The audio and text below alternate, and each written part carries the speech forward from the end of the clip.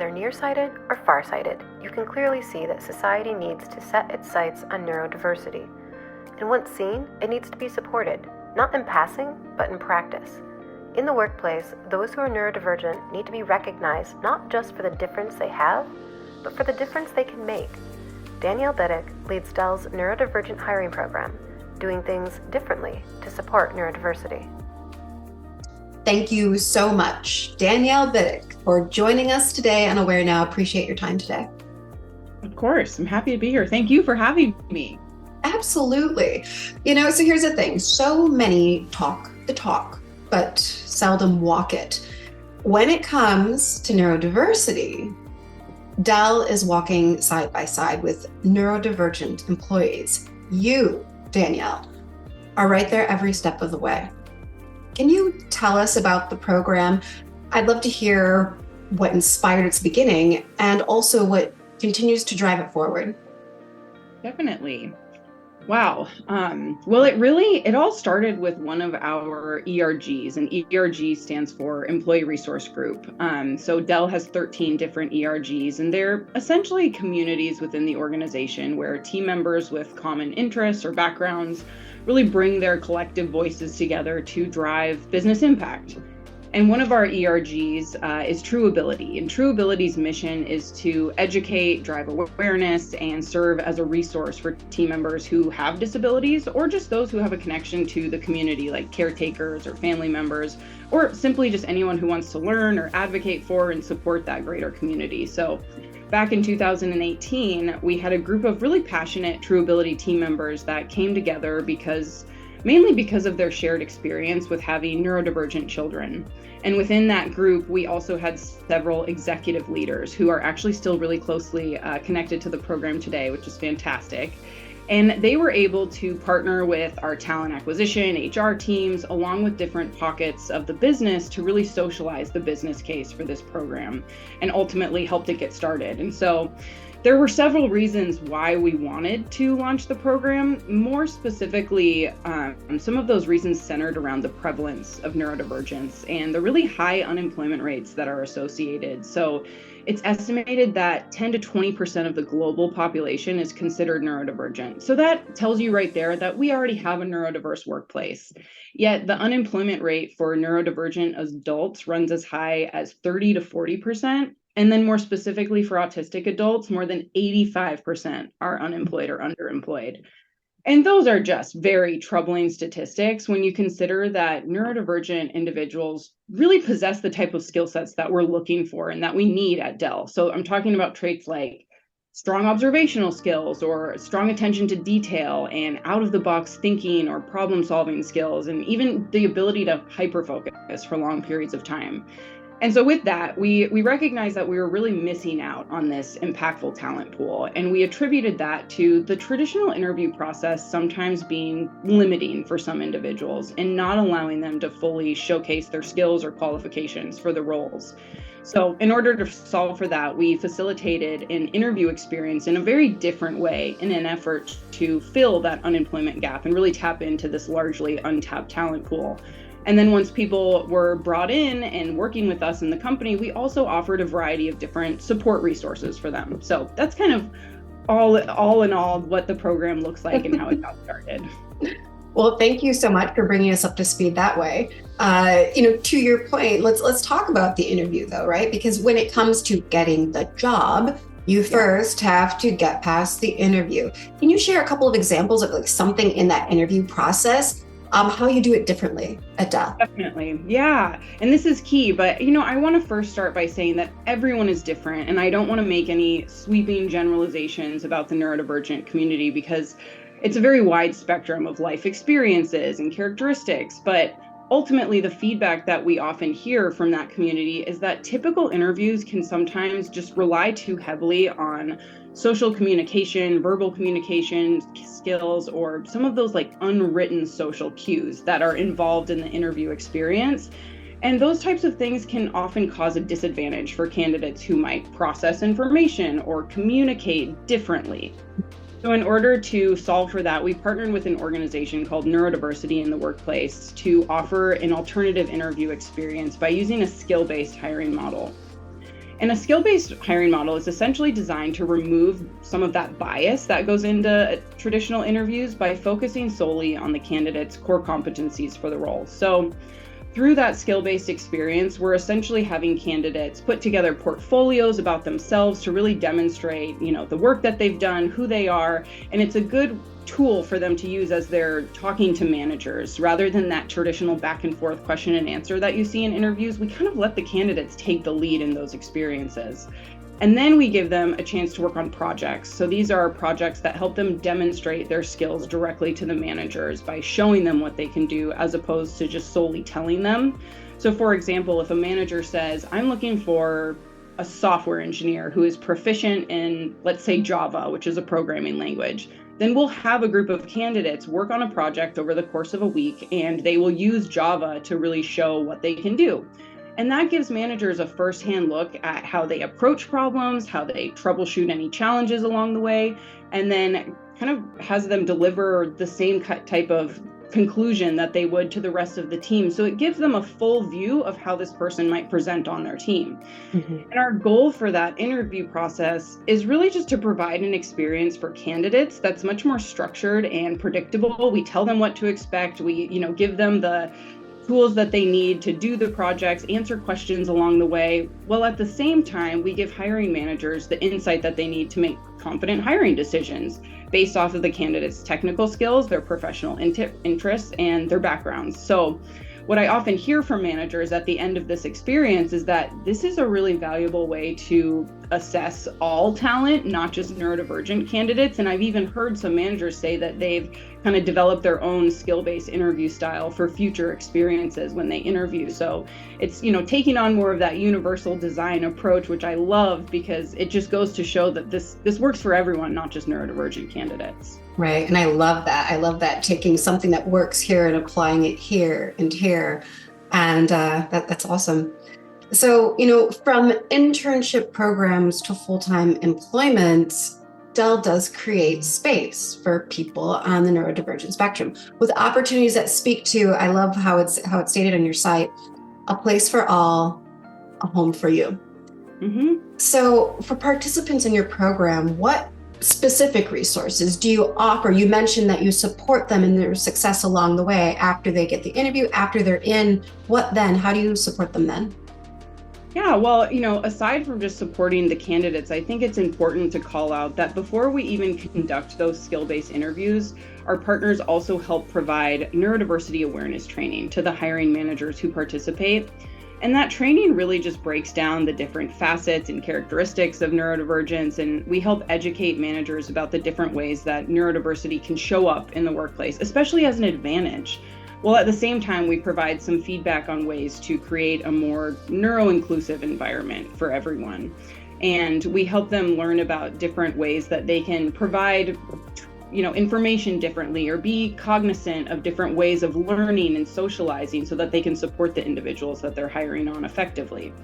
And we always ask the people themselves that we're hiring, what works best for you? How can you be most successful in this work environment? And then we just meet them where they're at. So in doing that, we provide career coaches who are actually external to Dell. And those career coaches have a very dynamic role in the way that they support individuals. They really tailor that support to whatever the person may need, whether that be some additional support with time management or task prioritization, or just having someone to go to when they are feeling overwhelmed and want to kind of talk through everything that's on their plate. And they also check in with managers to see if there's other ways that they can support the individual. So they meet on a pretty regular basis. We partner with local nonprofit organizations like the ARC of the capital area in Austin, and then we work with HMEA, which is based out of Boston area. And so those coaches typically work with folks throughout the first year or so of their employment, but they're always available to re-engage, say someone has a manager change down the line, or if they're just looking to get promoted and want some additional support in getting there. So that's one aspect. And then in addition to that, we also partner team members up with True Ability mentors. So I talked about our True Ability ERG earlier. And the role for that mentor is really just to provide someone more information about the company culture and to help, get them connected to the rest of their network. So they're really there as more of an ally within the company to just, answer questions along the way or be a resource for them however they can be. And then lastly, we offer a variety of different professional development resources to team members. Those are really just for them to take advantage of. They're not required. And then we offer a variety of networking events for new team members as they're coming on, so that they can connect with other program hires, learn about how their experience was when they first started. And we've seen a lot of really great friendships develop out of that. That's awesome. And I love your approach that it's not just speaking to one side or the other. It's that this is a conversation and a process that everyone's involved in. Definitely. Thank you. Yeah. Well, so a diverse talent pool is a deep talent pool. Mm-hmm. From your experience, if you could share, how have neurodivergent employees added to Dell's depth of talent? You mentioned a couple of characteristics, and again, not to say, oh, this is true of everyone who's neurodivergent. That's not what we're saying. But what have been some specific examples where you say, wow, we are better because of this? I have so many examples. And first, I think it's important that I also point out that we bring talent into a variety of role types across the business, and a majority of our program hires work remotely.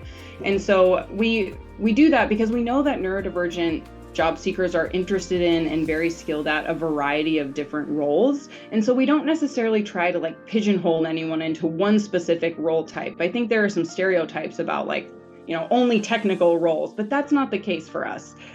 With that being said, we are a technology company, so a number of our roles are pretty technical in nature. So I'm talking about areas like software development, data analytics, cybersecurity, finance, and so many more. But we've also hired people into some non-technical roles doing project management, program management, content creation for our marketing or education services teams. And then even general sales roles. So again, we really try not to necessarily only partner with one side of the business, because we know that there's an impact that can be made in so many different areas. But as far as those success stories go, I hear feedback from managers all the time about different ways that team members are making an impact, a measurable impact. And some of the stories that stand out to me are, I have one manager, this was actually recent, that a manager told me that they had a group of, senior team members who spent a few days trying to do this bug fix. I'm not technical, so it's hard for me to speak to it. But they were trying to fix a bug, and they were just having a hard time going over it. And then they brought it up in a team meeting, and the person that was hired through the program said, hey, let me take a look at it. And they were able to find the bug within 20 minutes. And the team was just floored. They were like, we have spent days looking for this. And so now they're a resource that those team members go to frequently to say, hey, can you just give this a look? And maybe you'll be able to catch something that we haven't. So I love that one. There's another story of a program hire who, when she first joined her team, she just felt like things were pretty disorganized. There was, too many people doing different things, and she really wanted to create more synergy or consensus among the team. So she actually offered to be the Scrum Master. And since then, they've found that the overall productivity and the outcomes of that team just had improved tenfold. And then the last one that I'll tell you about, which is probably my favorite, is in one of our recent hiring programs that we facilitated, one of the managers who was participating had done the program before. So he'd already hired someone through the program. And when it came to be the time for interviews, he couldn't make it. He was sick or something happened. And so he actually asked that team member who he'd hired the program a couple years prior to stand in for him. And so she was actually on the other side of the table making that hiring decision for her team, and working with people who she was once in their shoes. And so it really shows that this can come full circle, and that team members are making a really valuable impact in driving innovative solutions and just becoming a part of the overall team and culture. And it's what I love most about the program. Wow, those stories are amazing. And especially that last one, having it come full circle, how incredible. So at the end of the day, we're all tied to a cause, every single one of us. All that said, neurodiversity is one of yours. Yeah. What ties you to this cause, Danielle? Is there a personal story that you could share about why you're so passionate? Yeah, definitely. It's deeply personal for me, actually. When I was really young, I was diagnosed with dyslexia. So I was, in those special support classes. I always knew because of that I learned differently, and with that had to advocate for some of those challenges that I experienced. So I was, the kid that would like run up to the teacher early on in class and say, please don't call on me to read aloud. Like I'll freeze, I can't do it, I'll trip over my words. So things like that, but also, accommodations throughout later in life when I was in college, getting extra time on tests. And I also found out that I had ADHD along the way. So, I consider myself neurodivergent myself. And I was always just kind of tied to that community. And I found ways to, overcome some barriers that I experienced because of, my different way of learning. But I also used it as an advantage where I could play to my strengths. And through that process, I decided that I wanted to be a speech pathologist. So I studied communication sciences and disorders in college and was on my way to becoming an SLP, which you need a master's degree for. So at the end of my undergrad, I was like ready to take like a year or two just to travel and start working to make some money to pay for my master's degree. And so during that time, I began working for an organization in Seattle called Prevail. And their mission essentially is to help individuals with developmental disabilities in finding meaningful employment opportunities. And so I had a couple of different roles there, but where I landed and what I loved most was my role in partnering with the Microsoft Neurodiversity program. So what I did was provided career coaching support, just like what I talked about earlier. So I was meeting with individuals who were hired on through the program, helping them through that interview experience, and then ultimately meeting with their managers along the way and really learning about potential challenges that they experienced in that corporate environment. And that helped me drive other programs. Like I worked with HP to help them launch their program and develop that skill-based interview. And so through all of that work, Dell ended up tapping me on the shoulder to say, hey, would you like to come and, support us with building this program out here? And the rest was history. Wow, that's awesome. And I love that. Thank you so much for sharing all of that so personally. And I just can't imagine how satisfying it must be just to watch people come through your program and for it to be such an integral part of it. So. Yeah, I love it. I feel so lucky to be able to work with people who are very like-minded, who I, have been in that position before and can see a path forward. So it's nice to be able to be alongside them for that. Absolutely. Well, so I guess my last question is this. For those who look at the tech world and they don't see a place where they fit, what advice do you have then for those who are neurodivergent? What's your best piece of advice? Well, I think neurodivergent or not, the tech industry is a place for everyone. And coming from my own personal experience, I never thought that I would land in the corporate world or even in a tech company. I'm not a technical person. And so I think the corporate environment really is a place for so many different backgrounds and skill sets. But more specifically for the neurodivergent community and job seekers, I'd recommend considering all of the resources that are out there right now. We're at a point in the evolution of the neurodiversity movement where so many employers are really catching on to, one, offering these types of programs or being more mindful of ways that they can be more neuro-inclusive. And there's actually a Neurodiversity at Work Employer Roundtable, which is comprised of about 50 companies, both big and small, across so many different industries. And we collaborate regularly. We talk about best practices, share, updates on where our programs are going, things that we're doing. And then we also share candidates. So last year, we actually came together to create a career connector, which is essentially like a job board, but it's a resource for neurodivergent talent to go and get connected to neuro-inclusive companies. I can send you a link for that after this, but yeah, I guess I say that because there's just a lot out there now. And additionally, there are organizations like Neurodiversity in the Workplace who we partner with, and they also work with several other employers whose ultimate goal is to find neurodivergent talent and to bring them in the door. And so finding organizations like that as well who can get you in the right pipeline or, introduce them to their network is a great avenue as well. And I'd also encourage people to network. There are so many self-advocates out there. LinkedIn is a great place for that. And I would try to learn from others about how they got into the industry and see if there are, even opportunities that they can introduce them to. And then I think probably my last piece of advice would be to not screen yourself out of a process. So what I mean by that is sometimes we will, and myself included, we'll look at a job description and we'll see one line that will say, oh, I don't fit that requirement. They won't select me. I'm not even going to waste my time applying. So I would encourage people to still apply and to not give up. So yeah, don't give up. Well, those are wonderful pieces of advice. Thank you so much for sharing those, for sharing your story, and, for what you're doing, what Dell is doing. Thank you so much for walking the walk, not just talking it. Thank you. And with what you've shared today, thank you for helping all of us become a bit more aware now. Thank you so much. Thank you.